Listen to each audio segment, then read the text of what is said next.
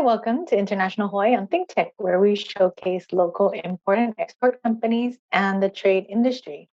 I'm your host, Cindy Matsuki. Today we'll be discussing the Natural Energy Laboratory of Hawaii Authority with Greg Barbour. Hi, Greg. Thanks so much for joining me. Hi, thank you for inviting us to be on your show, Cindy. It's a pleasure. Yeah, so NELHA is one of our sister agencies. Can you kind of explain what NELHA is? Yeah, we're very similar to Foreign Trade Zone, believe it or not. Um, we're part of DBED, and uh, and we're also a special funded agency, and we're also self-sufficient. So the two agencies at DBED that are self-sufficient and don't receive any general funds for operating are the Foreign Trade Zone and NELHA. So there's a lot of in common with the both of us. But that's a little bit where the resemblances end. We're on a different island. That's a big deal. And Mhm. but we do have some export activity, and I'll talk about that later. But let me give you a brief overview of the Natural Energy Lab. It's a little bit of a misnomer. Um, we were started, I think, after the first oil shock in 1974, Hmm. when oil prices went up and the state wanted to find a way to look for alternatives, renewable energy alternatives, clean energy alternatives, and they came upon geothermal and upon ocean thermal energy conversion. So we used to operate the geothermal test site in Puna, and Mhm. then had a lot of development here for ocean thermal energy conversion. So that's where our name comes from. But the geothermal was proven to be uh, ready for commercialization. So we got out of that business, and now I think 20 or 30% of our power comes from geothermal on this island operated by Puna Geothermal. And so we don't do that anymore. And ocean thermal energy conversion, still testing goes on, Mm. but they have a ways to go. They're looking for a game-changing technology, I think. But if it can be found, then it's base load power, which is very attractive 24/7. It's not intermittent like solar and wind, and it's kind of unlimited potential using warm and cold water. And that's why the federal government and the state government invested in. We have these deep seawater pipelines, and if you could show slide one, um, we have about 90 acres, 900 acres in West Hawaii, right next to the airport here in Kona.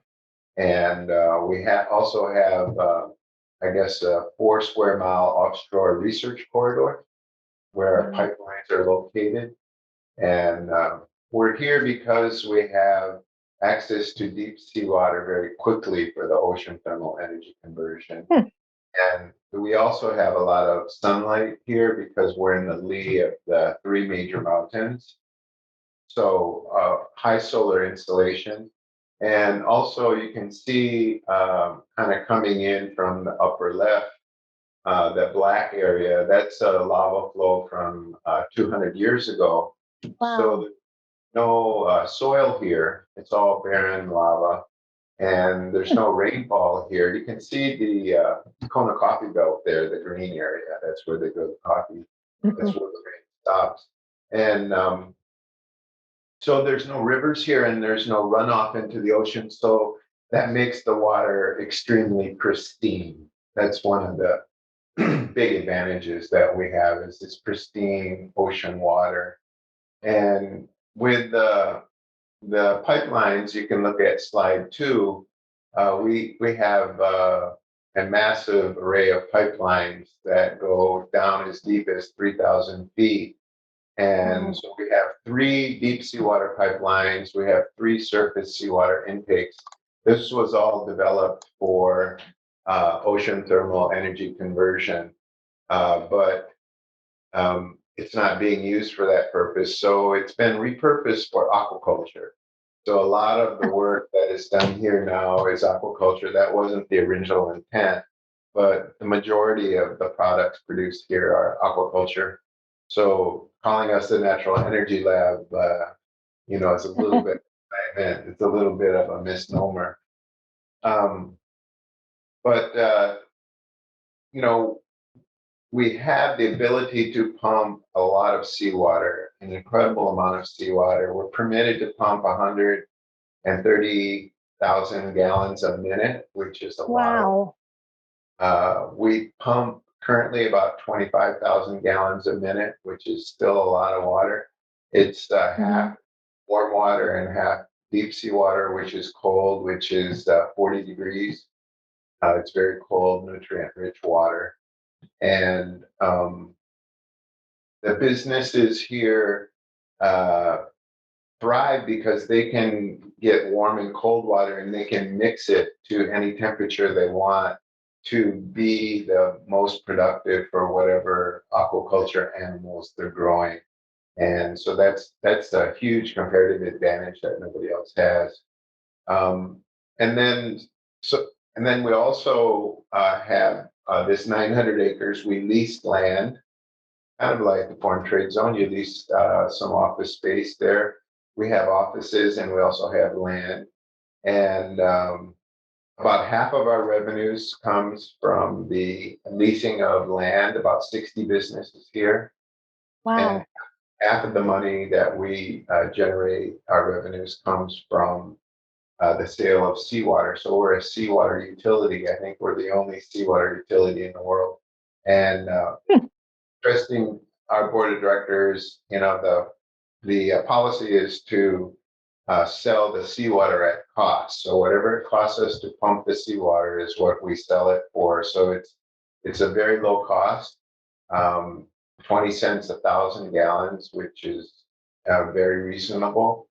And at home you probably pay $4 for 1,000 gallons of fresh water. So the Wow. cost is low. And the businesses are doing very well. If you look at the next slide, of the 900 acres, you can see the areas in orange are the areas that we have left available for development. Hmm. And it's kind of running out. We have about 250 acres of land left. The purple is aquaculture along the coastline, is where a lot of the aquaculture projects were developed. Those green hashed areas are either conservation or a beach park. We administer a beach park along the coastline, which is very popular.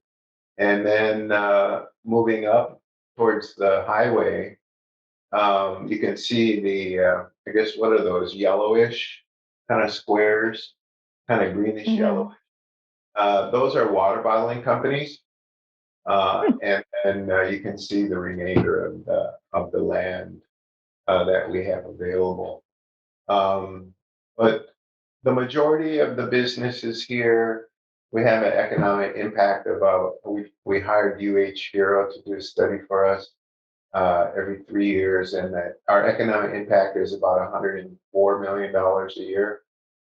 And we create about, I think it's close to 600 jobs. So Wow. in my mind, the state has invested this money to develop this project, and it's been very successful. It's creating jobs and creating impact.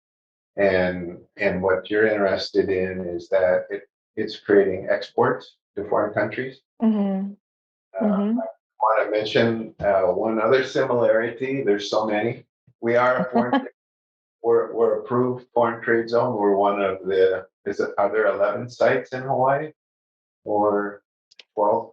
I I don't think there's that many, Oh, really? but But we're one of them. So yeah. approved to be a foreign trade zone.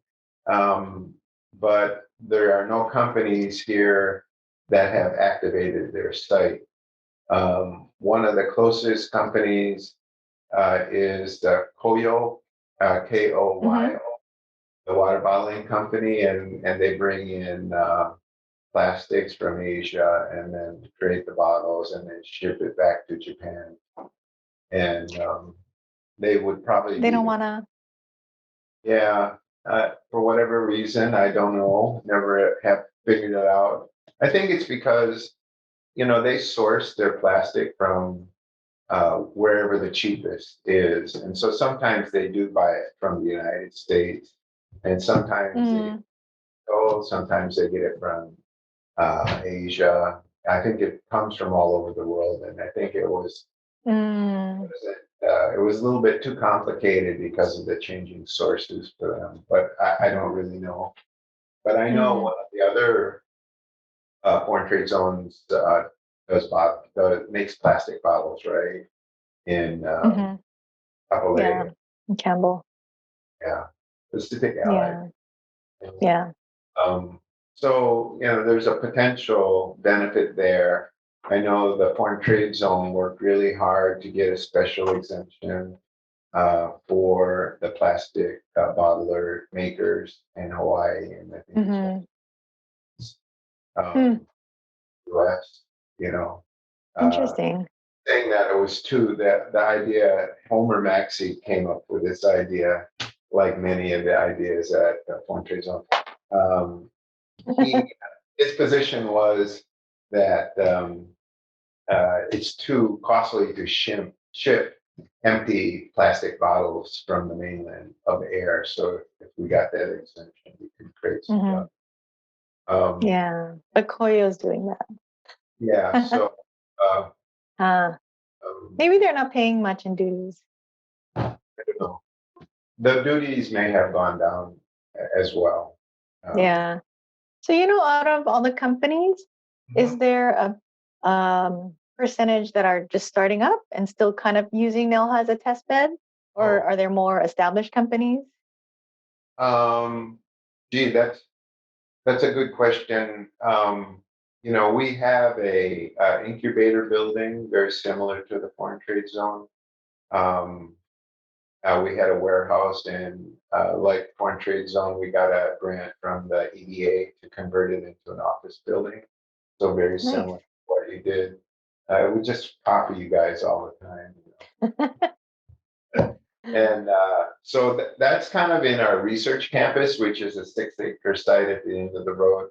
And so the idea, like many incubators, the idea is that the companies come into the research campus incubator area for startup.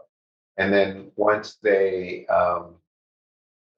get ready to go to the next stage, they graduate from the research campus, and Hmm. then they can find more acreage. We lease from 1 to 30 acres to businesses, and Nice. so they have the ability to grow. Hmm. But it's hard for them to leave, like the foreign trade zone, like Leave the nest. up there because of your special regulations, and they can't get them other places.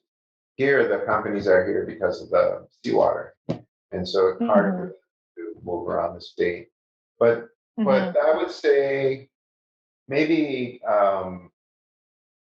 maybe a quarter of the businesses um, are in the Our research campus. startups.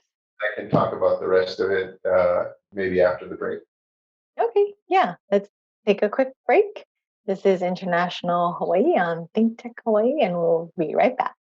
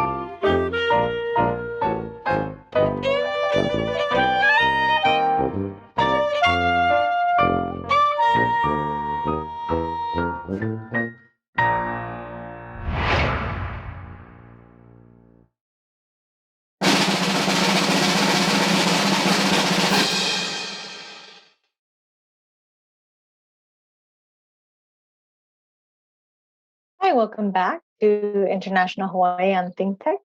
I'm your host, Cindy Matsuki, and my guest today is Greg Barbour with NELHA.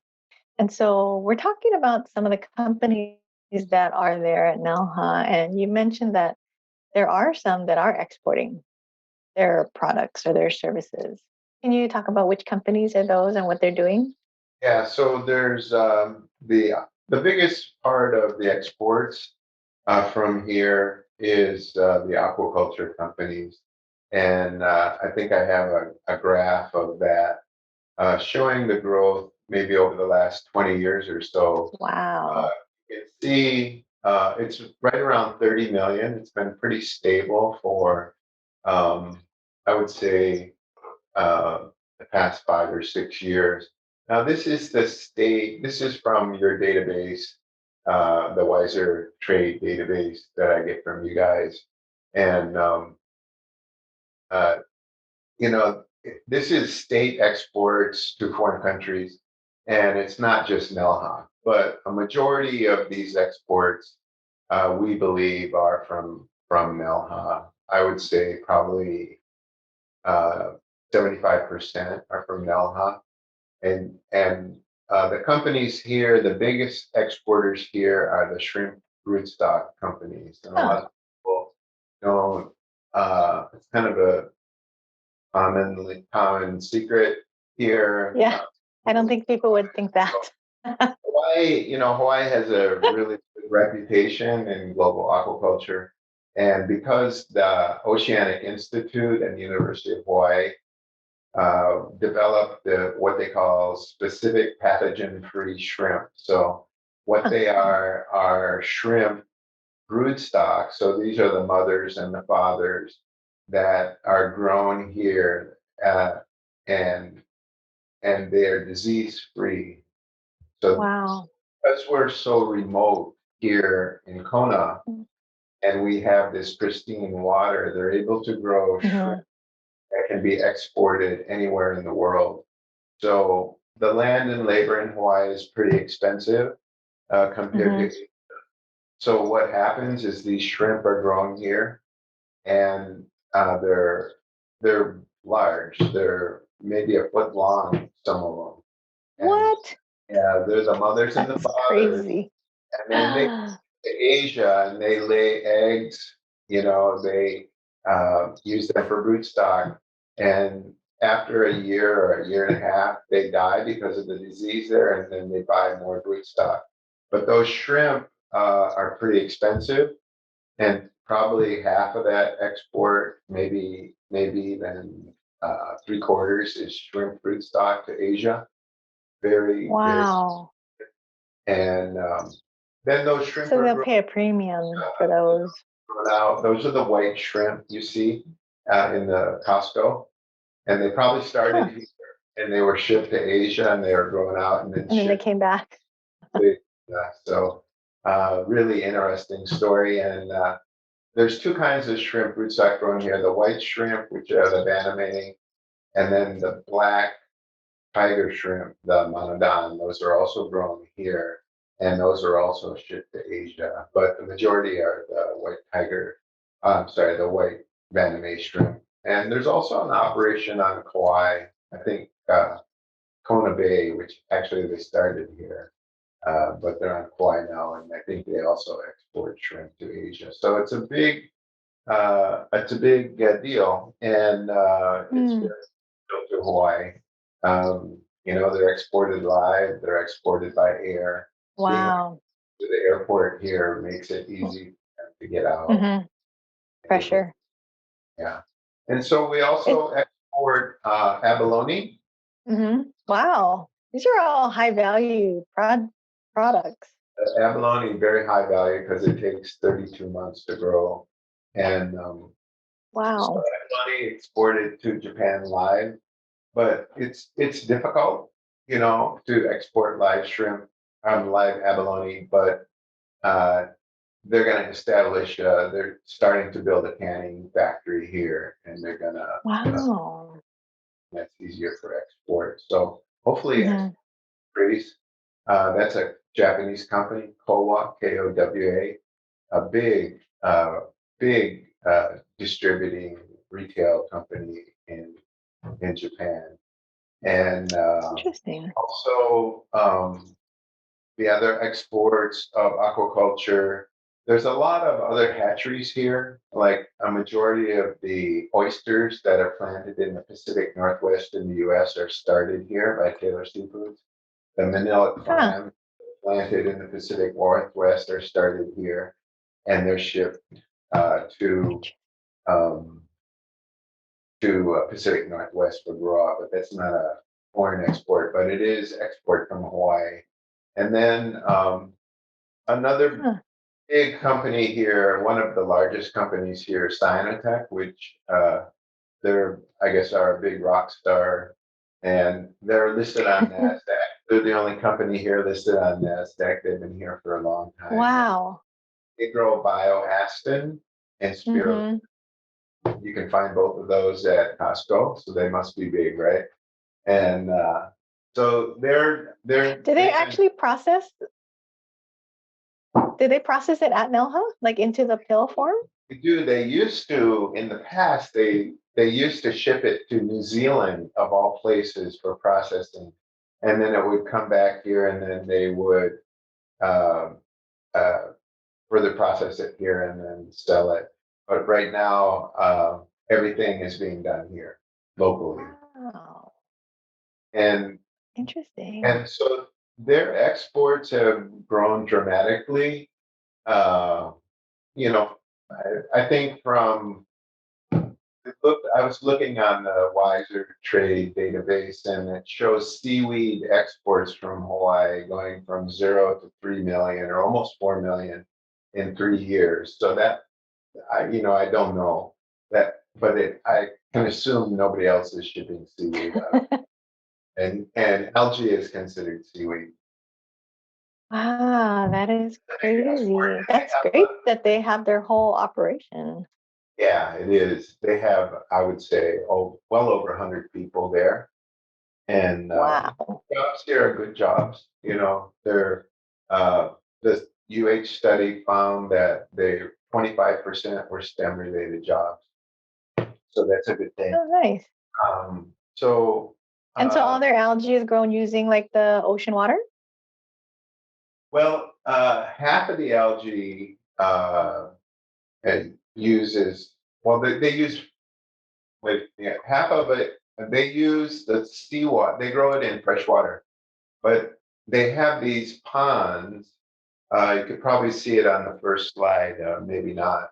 But they have 90 acres of ponds, and they're only 13 inches deep. They're trying to get Oh, as much wow. into the water Some, as possible to increase productivity. But that means hmm. that the water gets really warm and would kill the seawater, the algae.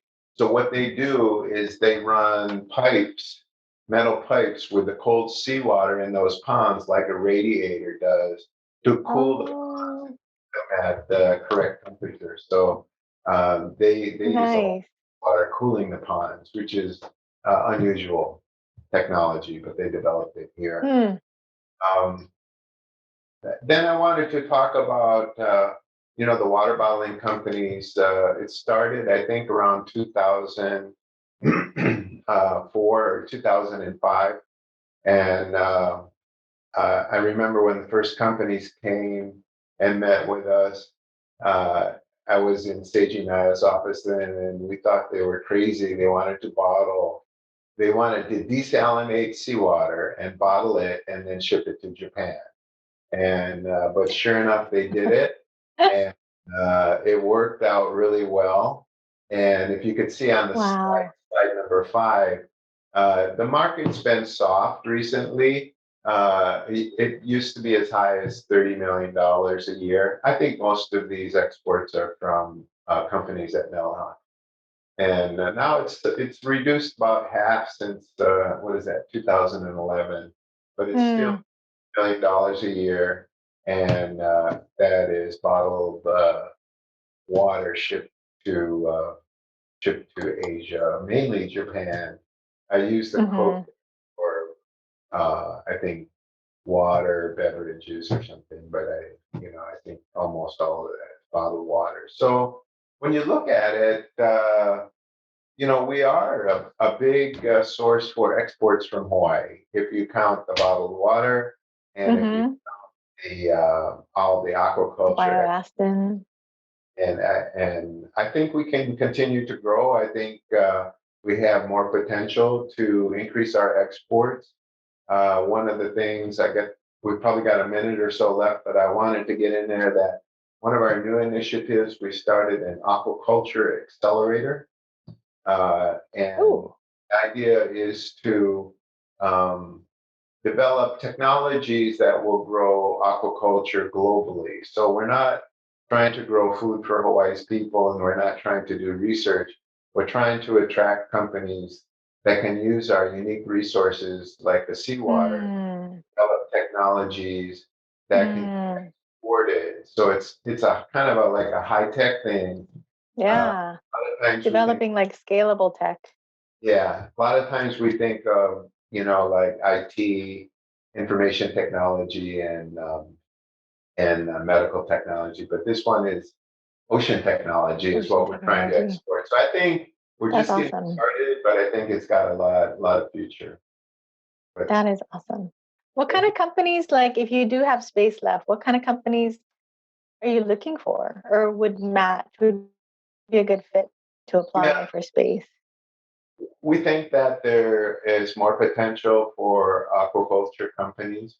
One Hmm. of the companies that just came here recently, Symbrosia.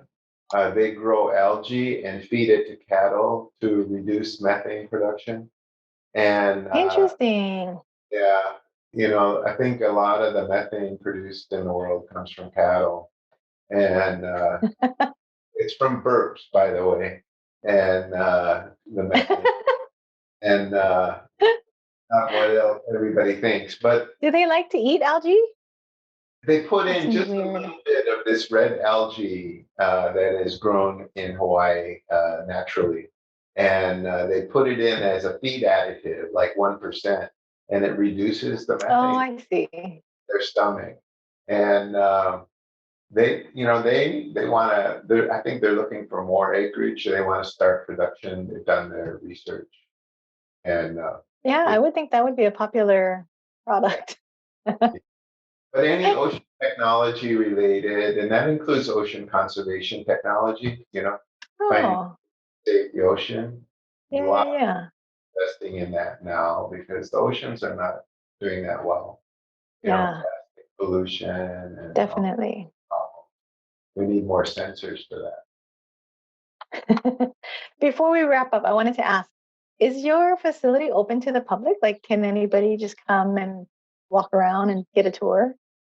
Yeah, so it is open to the public during the day. The gate is locked from 8 p.m. to 5 a.m. For security purposes. But Hmm. you do tours here. There's a Keahole Sustainability. Forgot their name. They used to be friends of NELHA, and they do Oh, yeah, tours yeah, yeah. times a week. Okay. And but the problem is because of biosecurity issues, you can't go from like the abalone farm to the seahorse farm because you could spread disease. So they Oh, regulate the way you view. But we have an octopus farm here that is extremely popular. I think it's that's number 4. so cool. People love it, and they do tours twice a day, 7 days a week. I just amazed to see how many people love to see the Oh my gosh, I need to do that. And the seahorse farm. That's so cool. really smart octopus. That's Yeah, amazing. All right, a lot that's on my list. That's on my list of travel. a lot of really interesting things to see. Farm tourism, agriculture tourism. It is Hmm. cool Yep, to that's see how it's done. that's a growing market. That's awesome. Okay, I think we're gonna have to leave it there. You've been such a great guest. Thank you so much. You've Thank been you. watching International Hawaii on ThinkTech Hawaii, and we've been discussing NELHA with Greg Barbour. Thank you so much, Greg. That was awesome. And thank you, viewers, for tuning in. I'm Cindy Matsuki, and we'll be back in 2 weeks. with another edition of International Hawaii. I'll see you then.